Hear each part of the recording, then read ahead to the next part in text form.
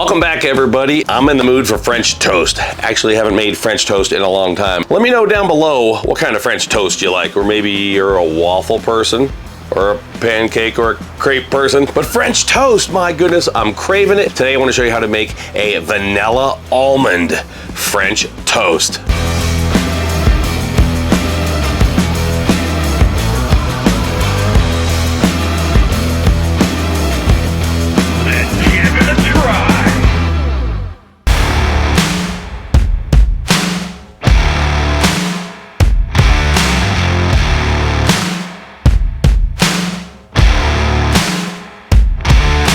I found this cinnamon croissant bread at the local Kroger grocery store, and I think, woo-wee, that is going to be exceptional. I typically use brioche bread for French toast, but check this out. Beautiful. It's porous and it's cut thick.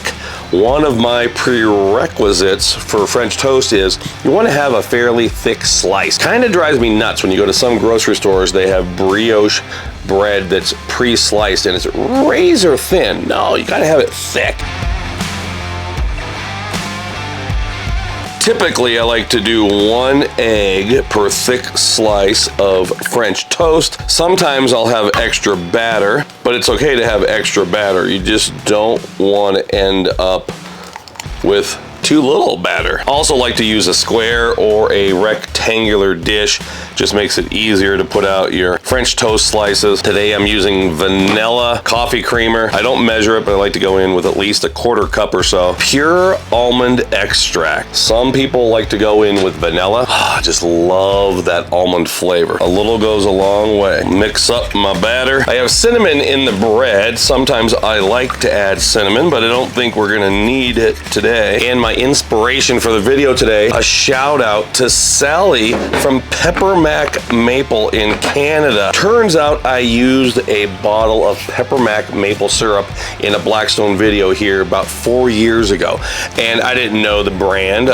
Somebody had given it to me. It was from Ontario. I love maple syrup. I grew up in northwestern Pennsylvania. A couple months ago, Sally got a hold of me. Somebody shared the video with her. She was so excited. She sent me a big care package, and if you want to show her some love, OntarioMaple.com. Blackstone Bronco 28-inch griddle. I'm on low heat, and the middle burner is off. You have to find that sweet spot when you're making French toast, pancakes, or crepes. It's got to be hot enough to sizzle the batter, but you don't want to burn anything, so kind of middle of the road. I don't use temperatures on my griddle, but if I had to guess, that's probably somewhere around 400 degrees, not too hot. Grab those thick slices of croissant bread into the batter. Let it soak in for 5 or 10 seconds. Give it a flip. You want to try to get complete coverage if you can. A little bit of unsalted butter down on the griddle top. You see that instant sizzle. It tells me we're warm enough. Then we're going to go down with those thick slices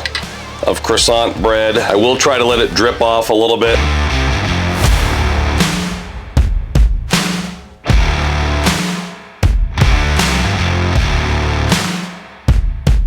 My recommendation is to use a really thin spatula. These are the ancient, old school, first generation Blackstone spatulas. I like really thin to get in there under French toast, crepes, or pancakes. After a few minutes, we can go in there for a flip.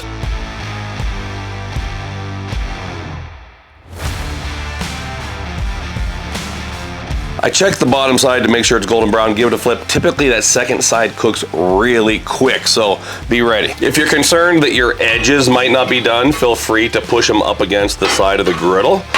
Literally just 5 or 10 seconds.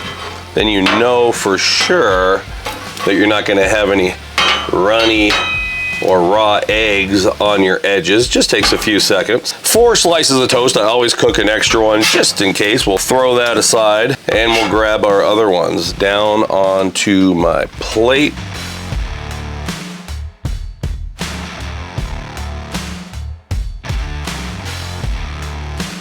My favorite part, garnishing. A little bit of raspberry, little sprig, I guess you would call it, of fresh mint. Probably the first time it is the first time ever used fresh mint in a video. 12 and a half years on a Blackstone Griddle. History right here today. Let's break open the good stuff from my friend Sally. Dark amber syrup. Oh man. She said she had a special batch for me. Nothing like pure maple syrup. Please, folks, quit using that fake stuff. A little bit of powdered sugar as well. And check this out. She also gave me some granulated maple sugar. And take a look at that. We used the croissant bread today. Typically, I'm using brioche. Let's give it a try. Get some of that pure maple syrup on there.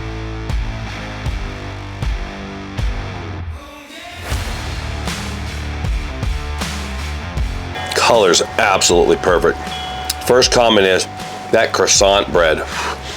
I know it's not brioche, but in my mind, it's pretty much a brioche croissant bread.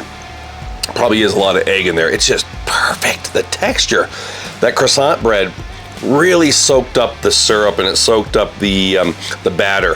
Probably better than brioche. Oh my goodness. Allow me to cleanse my palate and get a bite from my camera girl. She's giving it a thumbs up, and you know I have to go in there for a fresh raspberry. Wow. Vanilla Almond French Toast. You can do that with fresh huckleberries. We've done that before up in Montana. You can do it with blueberries. You can do it with cherries. Believe it or not, people don't think about cherries with French toast, but you could use cherries as well. So lots of different options. I'll get this recipe up at blackstoneproducts.com.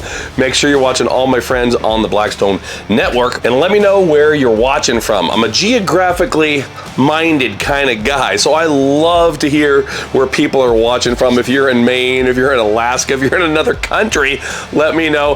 Thanks for watching, everybody. Until next time, this is Todd. I'm saying praise the Lord and pass the vanilla almond French toast.